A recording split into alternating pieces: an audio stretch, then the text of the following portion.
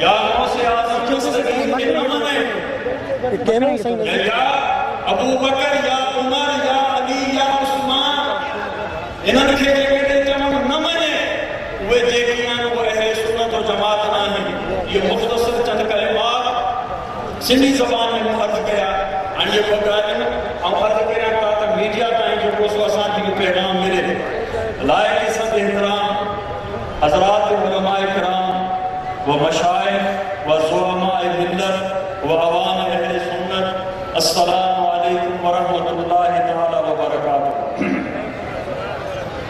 میں سب سے پہلے اپنی جانب سے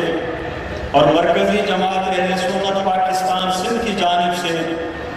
آپ سب حضرات کا صمیم قلب کے ساتھ آپ کی خدمت میں ہدیہ تبریک پیش کرتا ہوں۔ آپ نے محض اللہ و رسول کی رضا اور کلمہ حق کی حمایت اور نصرت کے لیے دور و دراز کے سفر کی صعوبتیں برداشت کر کے لبیک یا رسول اللہ کانفرنس میں شرکت کی۔ مرکزی جماعت اہل سنت پاکستان ملک کی ایک بااصول دینی جماعت ہے جس کا مقصد اسلام کے عالمگیر نظام حیات کو زندگی کے ہر شعبے میں نافذ و جاری کرنا ہے، اور اسی مقصد کے حصول کے لیے مرکزی جماعت اہل سنت سرگرم عمل ہے۔ یاد رہے کہ اسی جماعت کے اکابرین نے قیام پاکستان اور حصول پاکستان کے لیے پرخلوص خدمات سر انجام دی۔ انگریزوں اور ہندوؤں کی مشترکہ سازش کی وجہ سے اسلامی حکومت 1857 میں ختم ہو گئی۔ حکومت چھن جانے کے صرف 40 سال بعد 1897 میں امام اہل سنت اعلیٰ حضرت امام احمد رضا خان فاضل بریلوی کی سرپرستی میں پٹنہ میں اکابرین اہل سنت کا اجتماع ہوا۔ اسی اجتماع کی روشنی میں 1946 میں بنارس میں سنی کانفرنس منعقد کر کے ہندو سامراج کے ناپاک عزائم کو خاک میں ملا دیا، اور مخالفین پاکستان کا ہر معاذ پر ڈٹ کر مقابلہ کیا۔ بنارس کی سنی کانفرنس نے تاریخ کا دہاوا موڑ دیا اور دنیا کے نقش پر پاکستان عارض وجود میں آ گیا۔ پاکستان بن جانے کے بعد ہمارے اکابرین نے استحکام پاکستان کی تاریخ 1950 میں سنی کانفرنس کراچی، 1964 میں سنی کانفرنس لاہور، 1970 میں سنی کانفرنس دارالاسلام توبہ ٹیک، سندھ میں 1978 سنی کانفرنس ملتان میں تاریخ ساز اجتماعات منعقد کیے جن میں لاکھوں شمع رسالت کے پروانوں نے شرکت کی۔ آج الحمدللہ مرکزی جماعت اہل سنت کی طرف سے حضرت لال شہباز قلندر سیدنا عثمان بروندی رحمت اللہ تعالی علیہ کی دھرتی پر یہ تیسرا عظیم الشان اجتماع ہے جس میں آپ حضرات شریک ہیں۔ سامعین کرام، اس بات پر میرا عقیدہ و ایمان ہے کہ ہم یہاں بیٹھے ہوئے ہیں اور مدینے والے آقا کی نگاہیں ہمارے طرف ہیں۔ اس وقت بھی رسول اللہ کی نگاہیں کرم جو ہے لال شہباز کی دھرتی اس کانفرنس کی طرف آپ کو دیکھ رہی ہے۔ ہمارے اکابرین نے بلا خوف حق کی حمایت و نصرت کو اپنا نصب العین بنا کر اور نازک موڑ پر کتاب اللہ اور سنت رسول کی روشنی میں ملک و ملت کی رہنمائی کا فریضہ ادا کیا۔ سامعین کرام، یہ وقت قومی سطح زندگی کا انتہائی نازک دور ہے اور باطل کے علم بردار جس چاپک دستی سے ملک عزیز میں اپنی سازشوں کا جال بچھا رہے ہیں، اس تناظر میں غیور مسلمان خصوصاً علماء و مشائخ اہل سنت کی ذمہ داریوں میں کئی گنا زیادہ ہو گئی ہیں۔ ہم تصویر کے دانوں کی طرح بکھر گئے ہیں، جس کا نقصان یہ ہوا کہ سیکولر طاقتیں کفر و اناد میں سیاسی و اقتصادی نظام رائج کرنے کی فکر میں ہیں، اور نظریہ پاکستان کے دشمن گاندھی و نہرو کے دیرینہ نیازمند بھارت اور متحدہ قومیت پر عقیدہ رکھنے والے کانگریسی ملا اس وقت پاکستان کی پارلیمنٹ میں موجود ہیں۔ وہ لوگ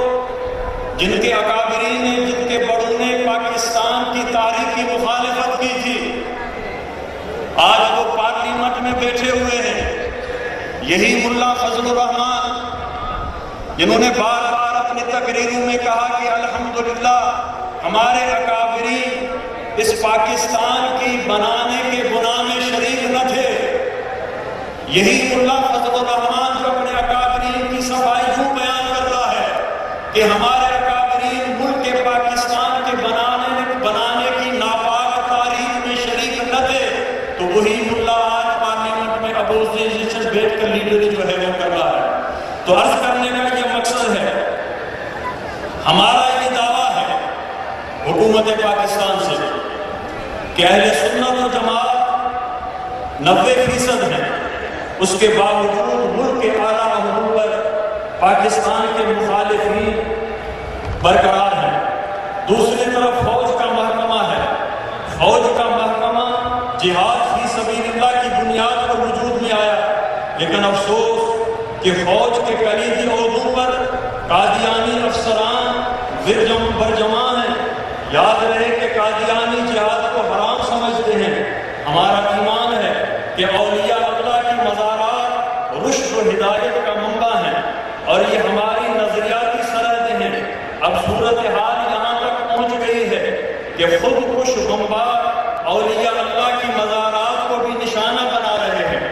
پاکستان کے شمالی علاقوں میں چن چن کر علماء اہل سنت کو شہید کیا گیا۔ نشتر پارے کراچی میں 68 علماء اور مشائخ کرام، لاہور میں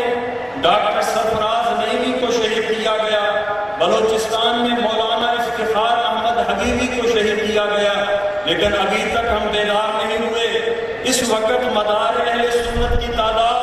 انگلیوں پر گنی جا سکتی ہے۔ اگر اس کا تدارک نہ کیا گیا تو پوری قوم کو برق آنے والی نسلوں کو بھی اس کا خمیازہ بھگتنا پڑے گا۔ ضرورت اس امر کی ہے کہ ہم تمام اکابرین اہل سنت کی خدمت میں میرا عرض ہے، تمام قائدین کی خدمت میں عرض ہے، اس وقت تمام مشائخ اہل سنت،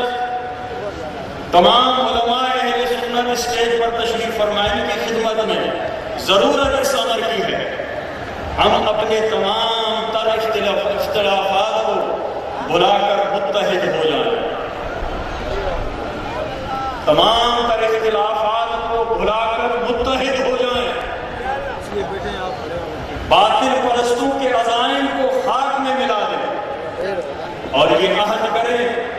کہ پاکستان صرف اور صرف اسلام کے لیے ہے، اور اسلام کے سوا اس خطہ پاک میں کسی اور ازم کو کسی قیمت پر برداشت نہیں کیا جائے گا۔ علماء اہل سنت بے دینیت کی اس کشمکش میں اسلام کا مقدس پرچم کبھی سر نگو نہیں ہونے دیں گے، اور سالمیت پاکستان کا مقدس علم ایمانی جرأت کے ساتھ بلند رکھیں گے۔ میرے اس اجتماع کے وساطت سے